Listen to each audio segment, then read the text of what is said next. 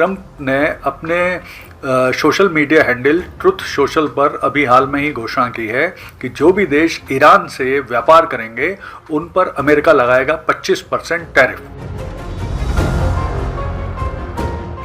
भारत, चीन और ब्राजील इन तीन पर इस टैरिफ का सर्वाधिक असर पड़ने वाला है।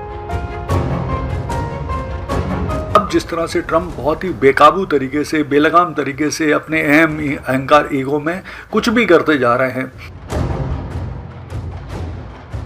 नमस्कार दोस्तों, आज बात करेंगे एक इम्पॉर्टेंट डेवलपमेंट पर, और वो डेवलपमेंट ये है कि ट्रंप ने ईरान पर दबाव डालने के लिए घोषणा की है कि जो भी देश ईरान से व्यापार करेगा उस पर लगेंगे 25% टैरिफ।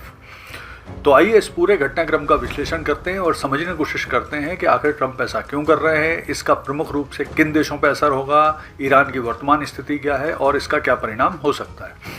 तो देखिए, ट्रंप ने अपने social media handle truth social पर अभी हाल में ही घोषणा की है कि जो भी देश ईरान से व्यापार करेंगे उन पर अमेरिका लगाएगा 25% टैरिफ।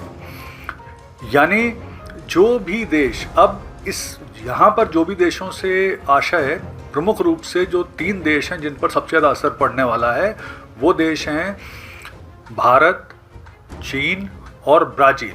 इन 3 पर इस टैरिफ का सर्वाधिक असर पड़ने वाला है। अच्छा, ट्रंप ऐसा क्यों कर रहे हैं? क्योंकि जैसा आपको पता है कि इस समय ईरान में भारी आंदोलन चल रहे हैं, सरकार क्रैकडाउन कर रही है, बड़ी संख्या में लोगों को मारा जा रहा है, वहाँ आगजनी हो रही है, हिंसा हो रही है। और अगर अपुष्ट सूत्रों के हिसाब से बात करें तो लगभग 12,000 से ज़्यादा लोग मारे जा चुके हैं और अन्य आंकड़ों के हिसाब से 2,000-2,500 से ज़्यादा लोग मारे जा चुके हैं। तो लगातार वहाँ पर जो अव्यवस्था है, अराजकता है, ये चल रही है और ट्रंप चाहते हैं कि इस समय ईरान सरकार पर प्रेशर पड़े और वो कुछ ना कुछ समझौता करने के लिए राजी हो। हालांकि ट्रंप ये भी बोल चुके हैं ईरान के प्रदर्शनकारियों को कि वो उनकी मदद रास्ते में है, वो लड़ते रहें। तो इस तरह की कई चीज़ें हैं।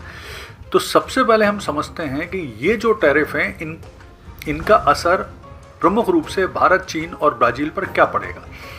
तो सबसे पहले देखते हैं भारत का। तो भारत और जो ईरान का व्यापार है 2024-25 में, अगर भारत ईरान के व्यापार की बात करें तो ये था 1.6 से 1.7 बिलियन $, जिसमें से भारत ने जो ईरान को निर्यात किया वो था 1.24 बिलियन $, का, और जो ईरान ने भारत को निर्यात किया वो था 0.44 मिलियन $, का। यानी ये जो व्यापार है, हालांकि ये बहुत छोटा है वॉल्यूम में, लेकिन तब भी ये पूरी तरह से भारत के पक्ष में है।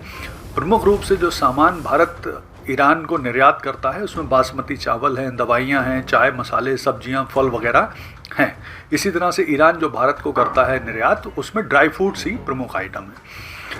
अब ये है कि जो भारत ईरान के बीच में व्यापार होता है वो भारत के कुल व्यापार का केवल 0.15 से 120% के आसपास है, यानी बहुत छोटा सा व्यापार है। तो अगर भारत ईरान के साथ व्यापार बंद करता है तो भारत को, हालांकि ट्रेड सरप्लस है, वो नुकसान है, लेकिन बहुत बड़ा कोई नुकसान होगा ऐसी संभावना नहीं है।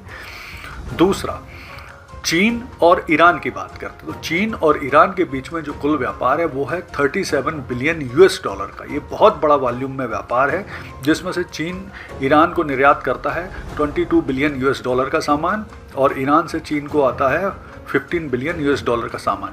ये दोनों बहुत बड़े व्यापारिक साझेदार हैं और चीन ईरान का सबसे बड़ा ट्रेड पार्टनर भी है। कुल जो ईरान का 80% ऑयल है वो चीन खरीदता है। यानी ये ना सिर्फ बड़ा व्यापार है, बल्कि चीन की जो ईरान की थोड़ी बहुत फाइनेंशियल सपोर्ट है उसका बहुत बड़ा हिस्सा चीन से आता है। यानी इस व्यापार पर रोक लगने से निश्चित तौर पर ईरान और चीन दोनों को ही भारी नुकसान होने वाला है। और इसी तरह से चीन का ईरान में बहुत ज़्यादा निवेश भी है, इन्वेस्टमेंट भी किया हुआ है, तो उसका भी लॉस होगा। तीसरा देखते हैं, तीसरा प्रमुख देश है ईरान और ब्राज़ील के बीच में व्यापार। तो ईरान ब्राज़ील के बीच में 3.75 बिलियन $, का व्यापार है, जिसमें से ब्राज़ील ईरान को निर्यात करता है 2.9 बिलियन $, का सामान, और ईरान से ब्राज़ील को आता है 85 मिलियन $, का सामान। यानी ये छोटा व्यापार है, हालांकि ये भी पूरी तरह से ब्राज़ील के पक्ष में है, तो इसमें ब्राज़ील को नुकसान होगा। अब यहाँ पर ये देखते हैं कि आखिर इसके विरोध में या इसके खिलाफ भारत, चीन और ब्राज़ील यानी ब्रिक्स, ये ब्रिक्स देश क्या कर सकते हैं। तो प्रमुख रूप से इस मुद्दे को, चूँकि एक तरफा मुद्दा है, एक तरफा तरीके से लगाया गया प्रतिबंध है, तो इसको लेकर WTO यानी विश्व व्यापार संगठन, वर्ल्ड ट्रेड ऑर्गेनाइजेशन में ले जा सकते हैं इस मुद्दे को।